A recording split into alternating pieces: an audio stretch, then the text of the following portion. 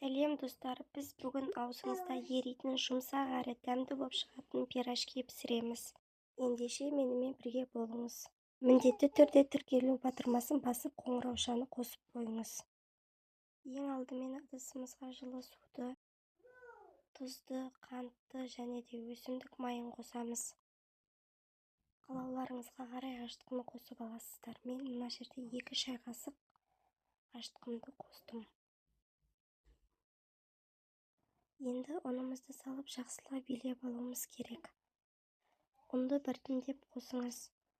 Мен әдетте ұнды 2-3 бөлікке бөліп саламын. Бұл қамырдың өте жұмсақ, тығыз болуына кепілдік береді. Ұнымыз біртіндеп қосыла бастағанда енді оны ары қарай қолымызбен илейтін боламыз. Біздің қамырымыз дайын болды. Бетіне аздап су-май жағып, жылы жерге 30 минутқа ашытуға қоямыз. Қолымызға мүлдем жабыспау керек. Бетін сүлгімен жабамыз. Енді біз салмамызды дайындауға кірісейік. 4 картопымызды алып, оны бөлшектерге бөліп, ыстық қайнап тұрған суға 30-40 минут пісіріп алуымыз керек. Енді дайын болған салмамызды жанышқының көмегімен езіп алуымыз керек. Мен аздаған сүт қостым. Сіздер қалауларыңызға қарай сүт қоссаңыздар да, қоспасаңыздар да өз еріктеріңізде. Мен жұмсақ болсын деп аздап қана қостым. Дәміне қарай тұз және де қара бұрыш, қызыл бұрыш қосуларыңызға болады.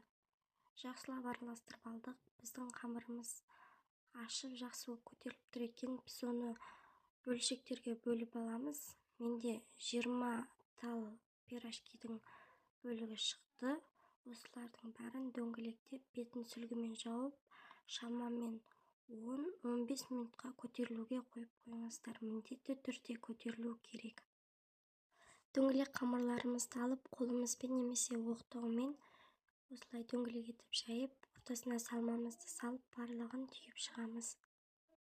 Осылай барлығын түйіп аламыз. Ортасы қалыңдау, шет жағы жұқалау болсын. Және де салманы көп салып жібермеңіздер, жарылып кетуі мүмкін. Аз-аздан ғана, жарты ас қасықтай ғана қосып, барлығын түйіп шығыңыздар.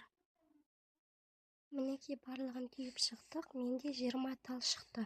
Қызып тұрған майға пирожкилерімізді салып, екі жағын қып-қызыл болғанша орташа отта, кем дегенде бір жағын 2-3 минуттан пісіріп алатын боламыз. Күйіп кетпесін қарап тұрыңыздар. Осылайша достар, біз барлық пирожкилерімізді қуырып шығатын боламыз. Бұл рецепт сіздерге ұнады деген үміттемін.